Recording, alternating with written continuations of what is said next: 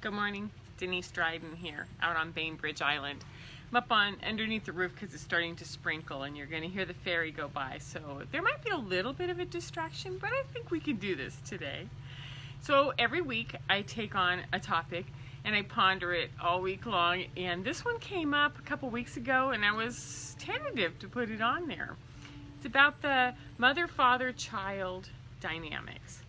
And it's big, and it's going to take some time to sort of move through it. So we're going to start today with some of the really basic pieces that I've been able to put together on this mother, father, child triad, this sacred triad. So I want to start with the fact that in the most obvious component, we have the need for a female and a male in order to procreate. In order to create a child, we need the man and we need the woman. So regardless of gender, marriages or adoption or anything that we go from this point forward, just know that procreation starts with the concept of having male sperm and a female womb, right? And that this is what's necessary to bring a being into form. So there's the spark, there's the creation, there's the nurturing, the gestation, and then there's the delivery. So the mother holds that physical container for the baby throughout the whole gestation. That's an environment that's filled with the energy of the mother until delivery. Does that make sense? So anything that the mother breathes, does, feels, emotes is part of that container. And so what we know is that, and I want to just keep reminding everybody of this wonderful book, The Secret, it's always going to go backwards on the screen, The Secret of Life by Masaru Emoto, and The Secret Life of Water, excuse me. And what he was able to do was talk about what happens when you put emotions and water together and how they start to resonate. They start to come up to the same resonating level. So knowing that the mother holds this liquid environment where the senses, the vibration of the heartbeat, these are all unique to this child, to this baby. The nervous systems, the pulses, the increases, the stability, the patterns of food and nutrition and sleep and circulation and oxygen and substances. Everything that comes into the mother's body is duplicated either energetically or physiologically into the baby, right? So we have a really, really important incubator scenario where everything that the mother does becomes imprinted onto the child. Now the father has a different role. The father is the external, and it can be internal, but it's mostly external, which is that it's felt.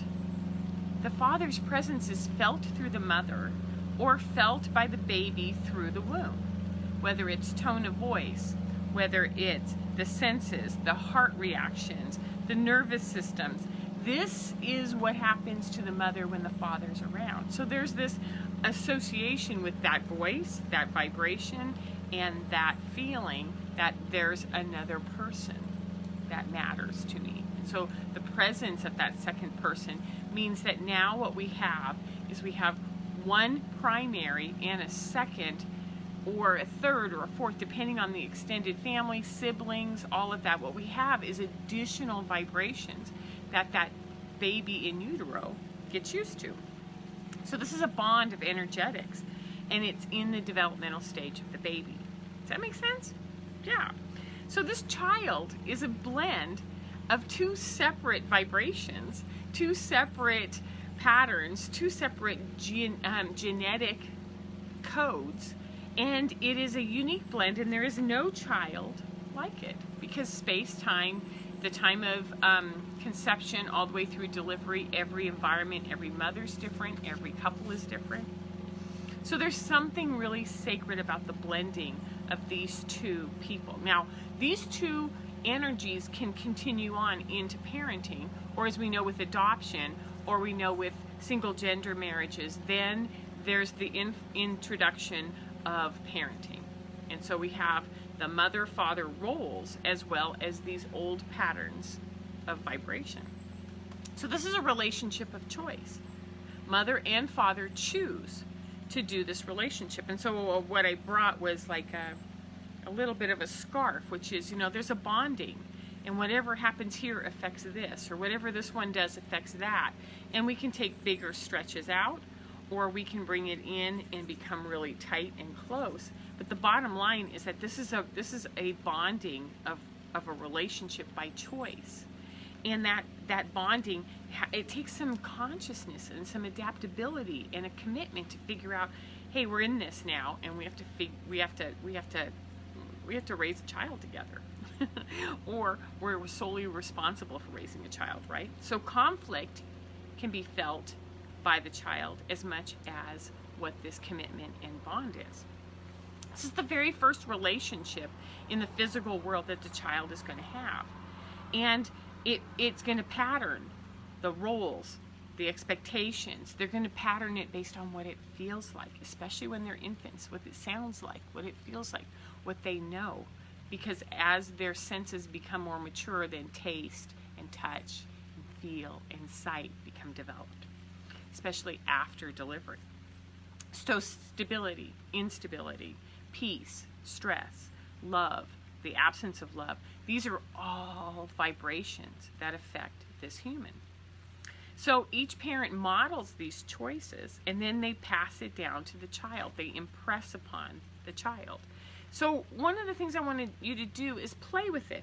Whether you get, 2 separate pieces of paper and put mother and father on it, put them about 6 feet apart on the floor, and for yourself, just go stand on the square that says mother and close your eyes and breathe and try to tap into the positives, the negatives, the memories, the stories, the feelings in your body from the mother, and then go and stand on the father and do the same thing. What are the emotions? What are the feelings? What are the roles? What are the hurts? What are the loves? What can I grab from each of these two?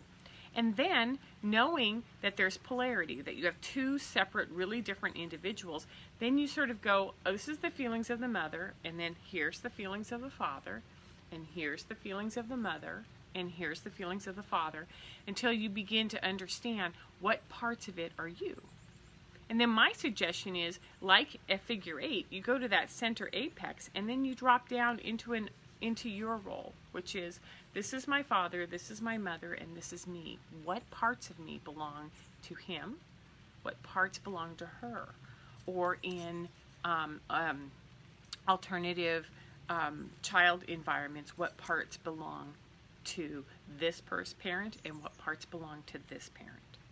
So realizing that there's both social and physiological imprinting, and then there's internal genetic imprinting, that these are all really, really key points to the sacredness of this triangle. So when there's honesty in the triad, it flows through. When there's integrity, it flows through. When there is stress, when there's tension, when there is lying, when there are secrets, these are also felt by the child. And so what happens is that the parents, of course, have their own dynamics, right? As all parents do.